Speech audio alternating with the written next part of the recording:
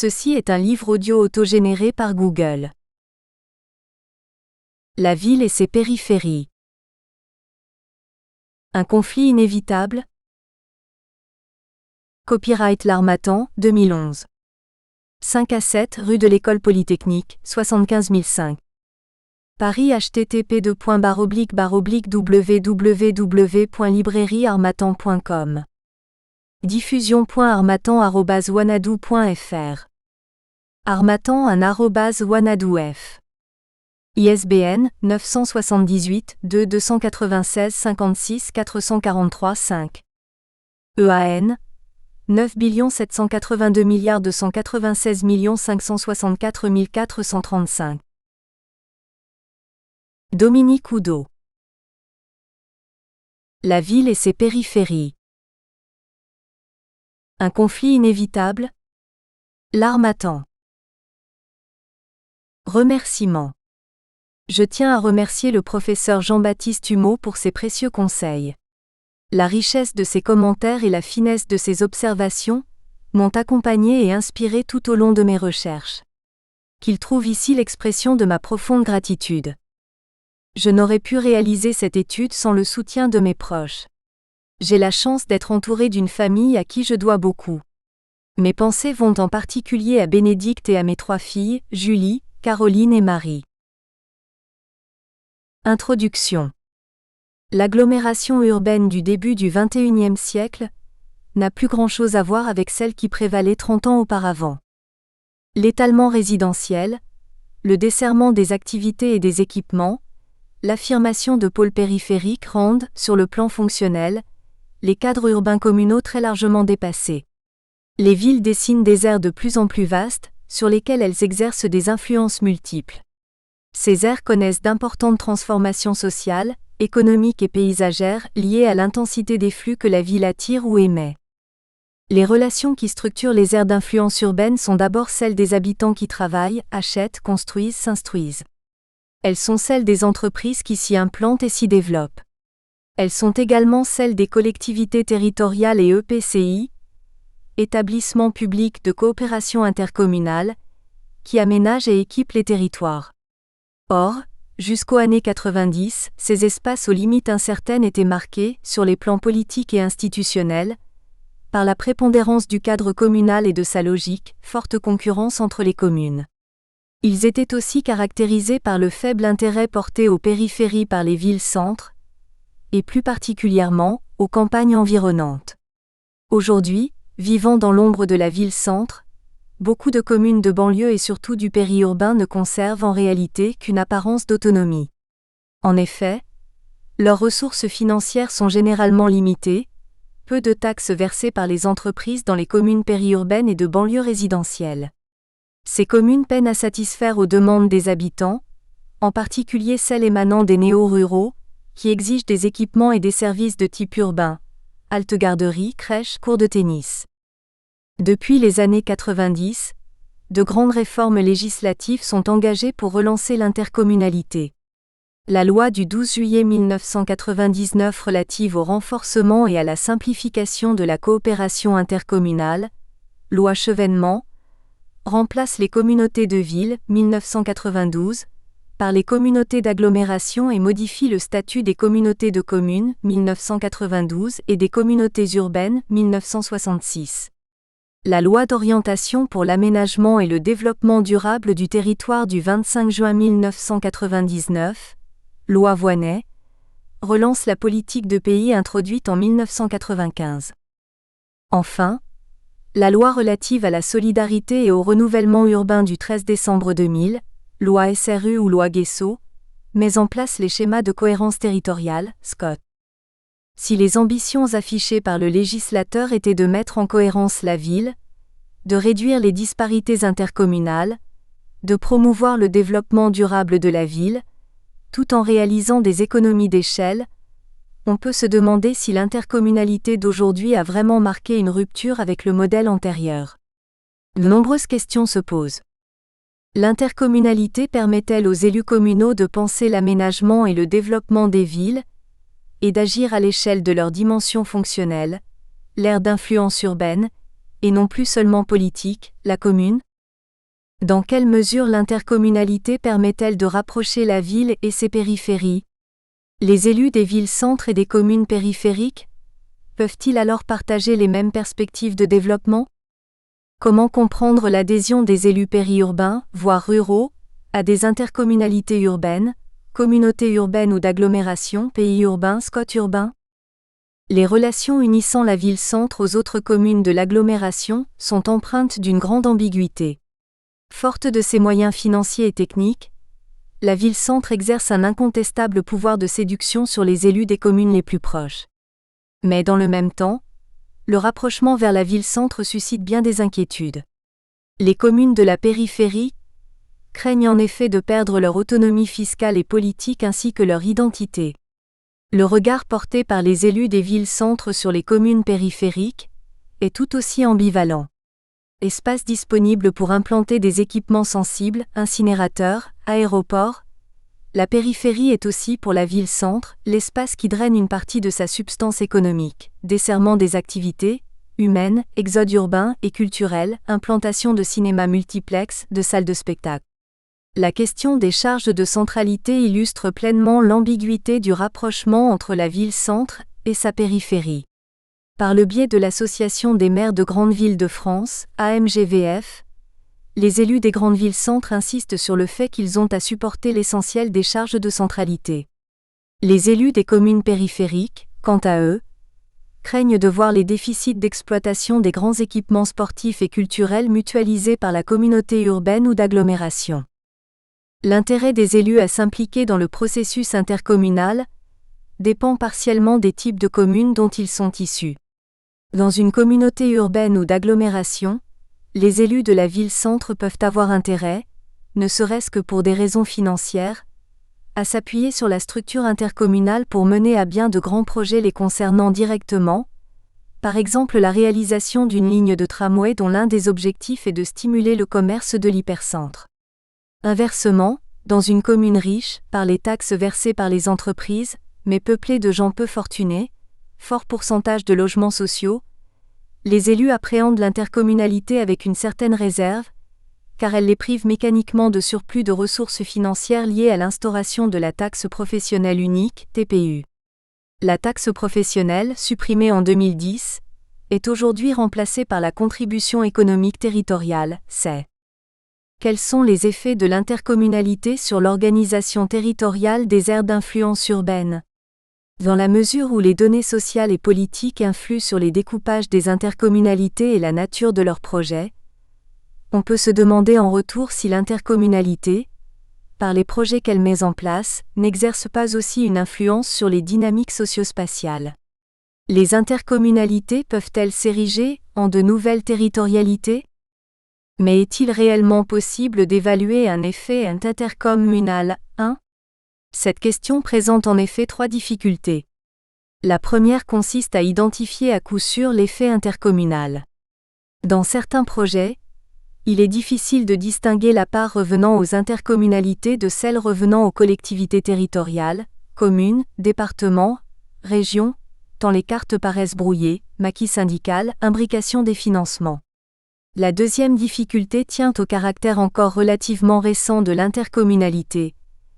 Si certaines intercommunalités urbaines sont apparues dans les années 70, Le Mans Métropole, beaucoup de communautés de communes sont nées au début des années 2000. C'est sans doute sur une durée plus longue que certains effets pourront être observés, processus de territorialisation, dynamique socio-spatiale. La troisième difficulté tient aux différents degrés d'engagement des élus dans le processus intercommunal. Cette situation rend difficile de parler de l'intercommunalité comme d'une réalité homogène. Cette question est particulièrement complexe et très sensible sur le plan politique. Elle pose effectivement en toile de fond l'intérêt fondamental de l'intercommunalité, en particulier dans sa capacité à réaliser des économies d'échelle. En prenant les exemples d'Angers, du Mans et de Tours, nous faisons le choix de trois villes intermédiaires présentant des caractères communs affirmés. Leur poids démographique est sensiblement équivalent. Le pôle urbain d'Angers compte 226 809 habitants, celui du Mans 193 004 et celui de Tours 307 146, chiffre de 2007. Toutes trois appartiennent à cette France urbaine de l'Ouest caractérisée par un maillage assez serré de petites villes et villes moyennes, Cholet, Saumur, Saint-Nazaire, de quelques villes intermédiaires, Angers, Le Mans, Brest, et d'une seule grande ville, Nantes, 569 961 habitants pour le pôle urbain et 283 025 habitants pour la ville-centre en 2007. Leur influence, en dehors de leurs départements respectifs, est faible et limitée à des domaines spécialisés. Les assurances pour Le Mans, les congrès pour Tours, la justice pour Angers, ou encore le domaine universitaire pour Angers et Tours et dans une moindre mesure pour Le Mans. Les trois villes doivent, d'autre part, aux déconcentrations industrielles leur rapide développement durant les 30 Glorieuses. Un Vanier Monsieur, de grandes espérances aux effets sur l'arrangement territorial, pages 203 à 216 in Le Sauter, Madoré F. Dire. Les effets de l'intercommunalité Rennes, Presse universitaire de Rennes, Col. Espace et territoire, 2004 224 p. État des lieux, esprit des lieux. 1. Intercommunalité urbaine et communauté de communes limitrophes. Les aires d'influence urbaine, aux contours incertains, s'étendent au-delà des limites dessinées par les intercommunalités urbaines. Elles englobent donc les communautés de communes qui leur sont contiguës ainsi que d'autres, situées au-delà de cette première couronne. Le champ territorial de cette étude correspond à la communauté urbaine du Mans et aux communautés d'agglomération d'Angers et de Tours, ainsi qu'à toutes les communautés de communes qui les entourent. Les trois intercommunalités urbaines présentent suffisamment de traits communs, assises territoriales, poids démographique, pour permettre leur rapprochement dans une étude comparative. Mais qu'en est-il des communautés de communes limitrophes ? L'assise territoriale de ces communautés de communes présente en réalité une grande diversité. Certaines d'entre elles sont situées à cheval sur le pôle urbain et la couronne périurbaine, Est Tourangeau, Vouvrion. D'autres se déploient exclusivement dans l'espace périurbain, Vallée-Loire-Authion, Val-de-Sarthe. Plusieurs d'entre elles débordent même sur les espaces ruraux, Pays des Brières et du Génois, Touraine Nord-Ouest. Les communautés de communes limitrophes abritent toutes des paysages et des activités agricoles. Cela ne constitue pourtant pas un trait commun, car cette caractéristique se retrouve aussi dans les intercommunalités urbaines, vignobles de Savénières et coteaux de l'Aubance dans la communauté d'agglomération d'Angers-Loire Métropole. Qualifiées de périphériques, ces communautés de communes semblent peu appropriées, dans la mesure où ces territoires se développent sur des bases qui leur sont aussi propres. En définitive, le seul véritable dénominateur commun de ces intercommunalités est leur limite commune avec la communauté urbaine ou d'agglomération. Nous opterons donc pour le terme plus neutre de limitrophe, pour désigner ces communautés de communes. 2. Angers, Le Mans et Tours en portrait. La vitalité démographique qu'a connue Angers ces dernières décennies a permis à la ville de se hisser de la 22e place des communes françaises en 1968 à la 18e en 2007. À l'instar de la ville, l'aire urbaine angevine a aussi enregistré une forte augmentation de sa population. Si l'image d'Angers est fortement liée à celle de son impressionnante forteresse, c'est sans doute davantage vers les monuments religieux qu'il faut se tourner pour saisir l'esprit de la ville. Réputée conservatrice et religieuse, Angers parut toujours pour Julien Gracq être la vraie patrie du curé de Tours. 2. Remarque cruelle et sans appel. Figure 1, Angers-Loire Métropole et ses communautés de communes limitrophes, 2011. Angers-Loire Métropole déborde largement les limites du pôle urbain. Des 8 communautés de communes qui ceinturent Angers-Loire Métropole, ce sont les 3 ligériennes qui sont les plus peuplées, Loire-Aubance, Loire-Layon, Vallée-Loire-Authion. Figure 2, Le Mans Métropole et ses communautés de communes limitrophes, 2011, Rive de Sarthe. Les limites de Le Mans Métropole recoupent dans une large mesure celles du pôle urbain. L'originalité du paysage intercommunal manceau tient à la présence de 3 petites communautés de communes limitrophes, Rive de Sarthe, Antonnières et Bocage-Sénoman, et de 3 communes isolées, Ruaudin, Champagné, Spey. Figure 3, Tours-Plus et ses communautés de communes limitrophes, 2011. Les limites de Tours-Plus sont en retrait par rapport à celles que dessine le pôle urbain, assez étendu il est vrai, 23 communes. 3 communautés de communes limitrophes, Vouvrion, Est Tourangeau, Val de l'Indre, se trouvent ainsi à cheval entre pôle urbain et couronne périurbaine. La communauté de communes de Touraine Nord-Ouest présente la caractéristique de se déployer jusqu'en bordure de département. Partant de la place du président Kennedy, en face du château, nos pas nous conduisent vers l'abbaye Toussaint. Celle-ci n'était qu'une ruine au début des années 80, quand la municipalité entreprit de la restaurer avec imagination. La nef de l'église abbatiale accueille désormais un musée consacré à David d'Angers. Elle a été coiffée d'une étonnante verrière éclairant les œuvres du sculpteur. À quelques centaines de mètres de là, se trouve le musée des Beaux-Arts et la tour Saint-Aubin, beffroi de l'ancienne abbaye. Dans ce périmètre d'histoire, la collégiale Saint-Martin, enchâssée dans un bâtiment scolaire, a fait l'objet, quant à elle, d'une remarquable réhabilitation financée par le Conseil général. Elle abrite désormais un musée de sculptures religieuses venues de tout l'Anjou. Au regard de ces lieux, la ville semble davantage pétrie par la tempérance religieuse que par des réalisations d'envergure de maires bâtisseurs.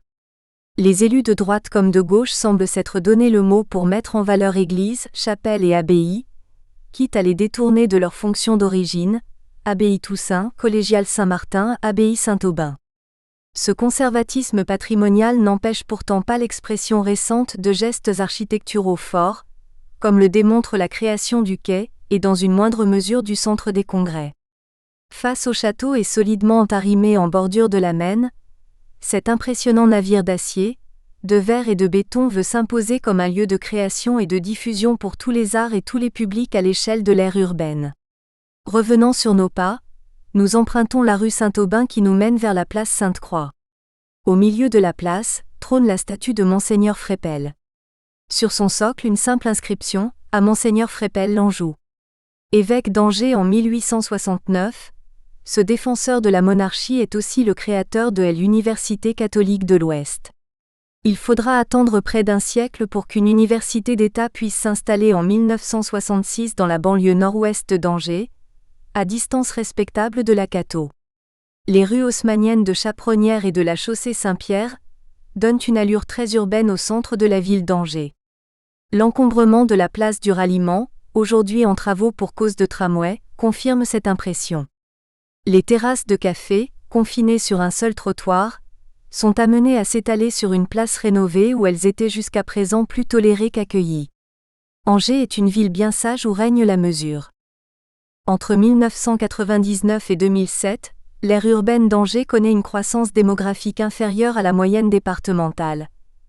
Plus 0,5% pour la première, 0,6% pour la seconde. À l'échelle du Maine-et-Loire, le poids démographique de l'aire urbaine d'Angers s'est légèrement érodé. En 1999, celui-ci représentait 45,3% de la population du Maine-et-Loire, en 2007, 44,8%. En regroupant 66,6% de la population de son pôle urbain, en 2007, le poids démographique d'Angers est flagrant. Les derniers recensements indiquent néanmoins une stagnation de la population, 151 322 en 1999 contre 151 108 en 2007. Avec plus de 80 000 emplois en 2007, la domination angevine dans le domaine économique est tout aussi prononcée. Cette prépondérance démographique et économique de la ville-centre doit cependant être nuancée. En effet, 3 communes de l'agglomération dépassent les 10 000 habitants, Avrier, Les Ponts-de-Cé et Trélazé, et une 4e les 9 000, Saint-Barthélemy d'Anjou. Leur poids économique est aussi loin d'être négligeable. C'est le cas en particulier de Saint-Barthélemy d'Anjou, qui dispose de plus de 8 000 emplois. Au regard des statistiques publiées par l'INSEE, la réputation d'indolence d'Angers n'est guère justifiée.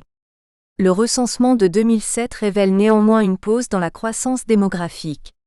Tout en restant dans l'ombre de ses clochers, la ville sortie de ses limites communales se dote d'importants équipements, le quai, le tramway, rayonnant sur l'ensemble de l'agglomération.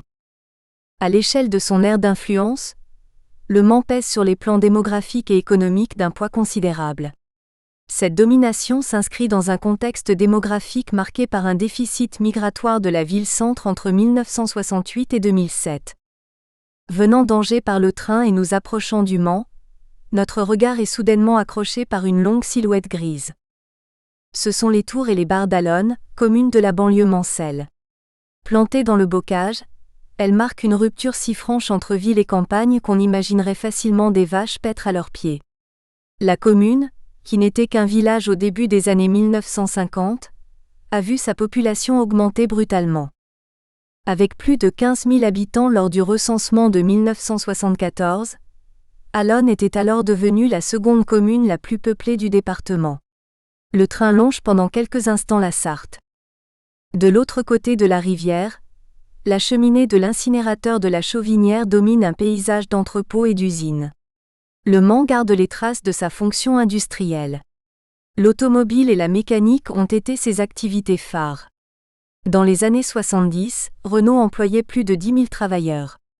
Aujourd'hui, l'industrie est toujours là, mais son emprise s'est fortement relâchée, réduction d'effectifs oblige. La gare est désormais en vue, et le train ralentit sa course.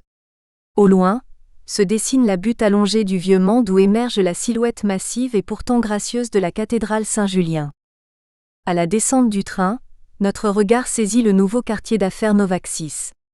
La ville tournerait-elle le dos à son industrie ? Comme toutes les villes françaises, Le Mans se tertiarise. Pourtant, sur la place du Gué de Maulny, une sculpture monumentale de Willy Granger nous rappelle l'importance de son assise industrielle. Elle évoque en effet la mitre de Saint-Éloi, le patron des serruriers, aujourd'hui des métalliers.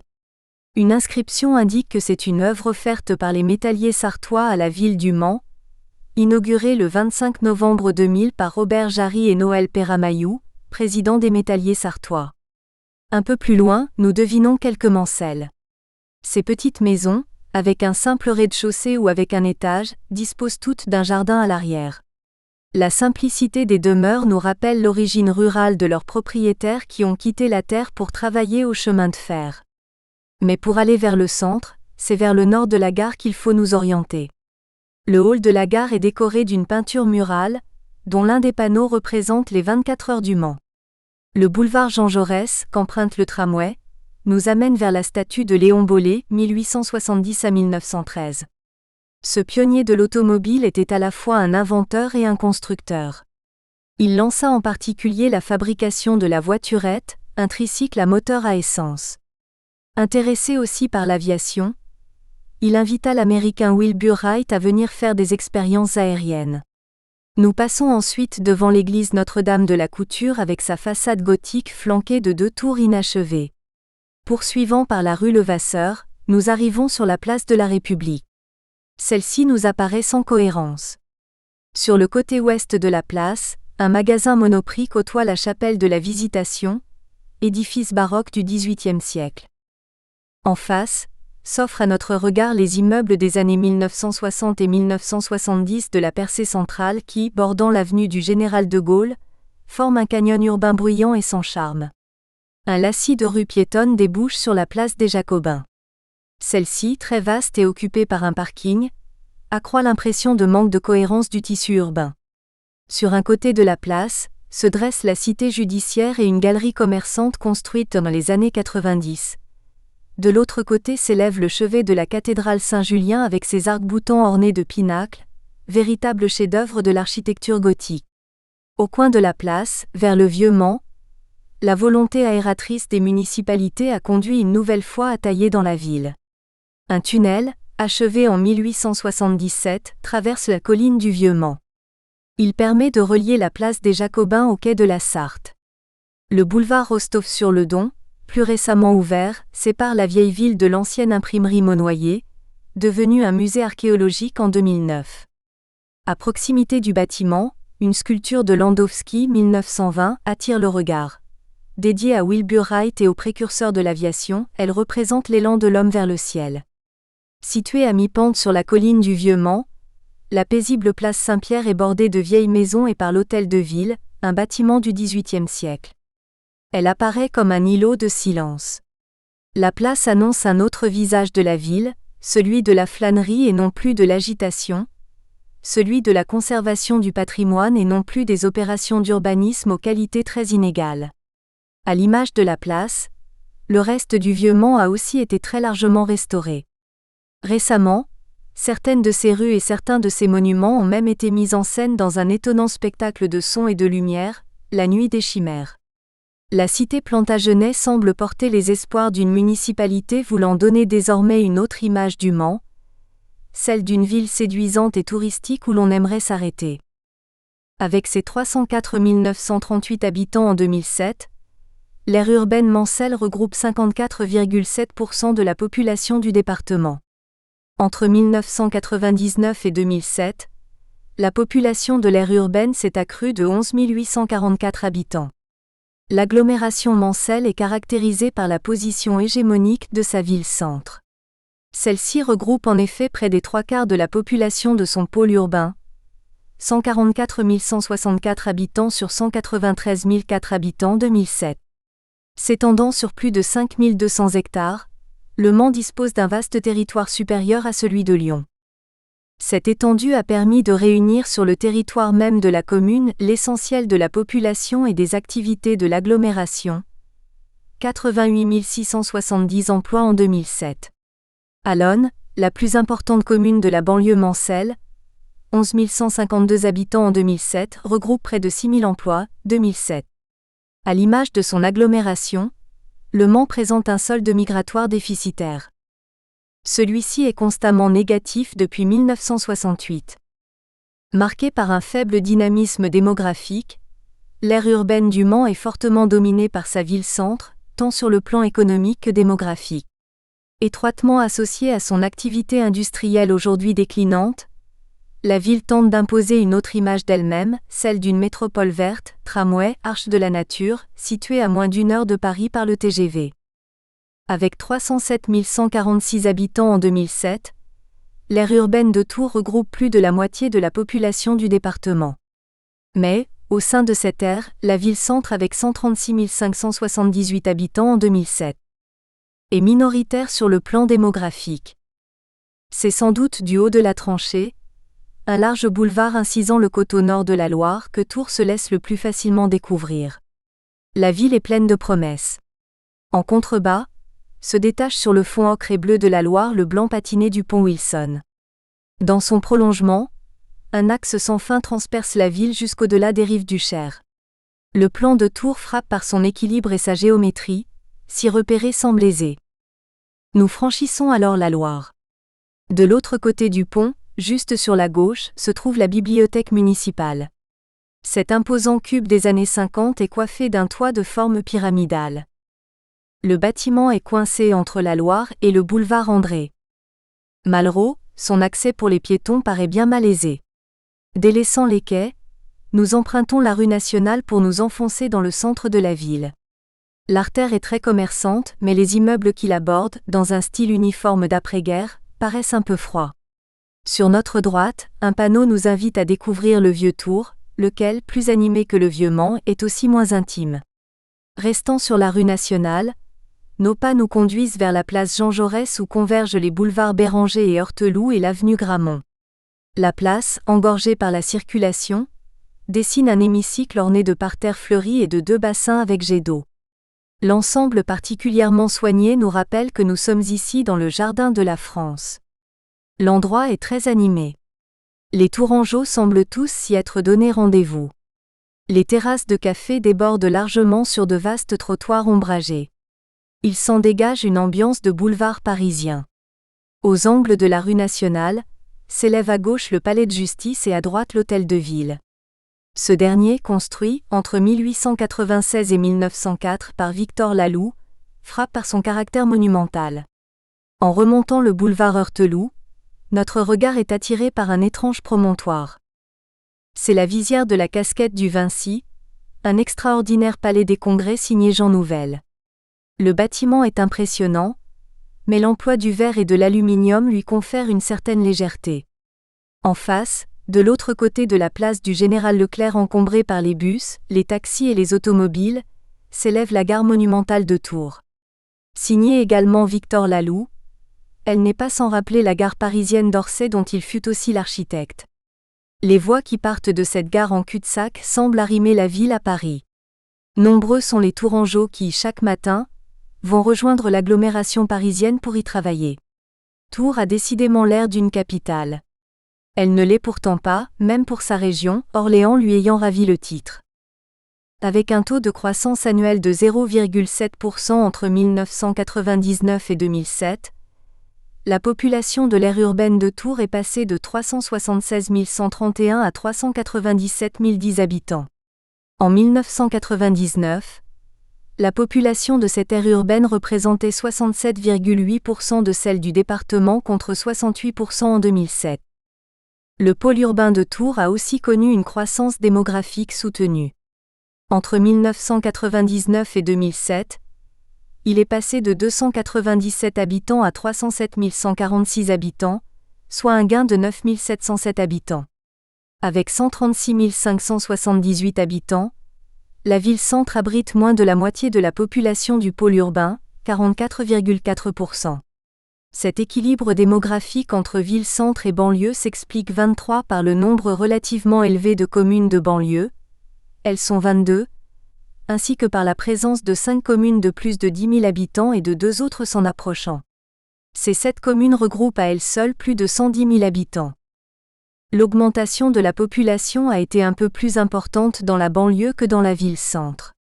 En effet, alors que cette dernière a cru de 3 901 habitants entre 1999 et 2007, les 22 communes de banlieue ont vu leur population augmenter de 5 806 habitants. Si Tours rassemble près de 80 000 emplois en 2007, 4 communes de banlieue en regroupent à elles seules plus de 40 000. Joué-les-Tours, 14 141 emplois avec en particulier Michelin, Saint-Pierre-des-Corps, 11 055 emplois, Chambray-les-Tours, 11 156 emplois et Saint-Cyr-sur-Loire, 6 676 emplois.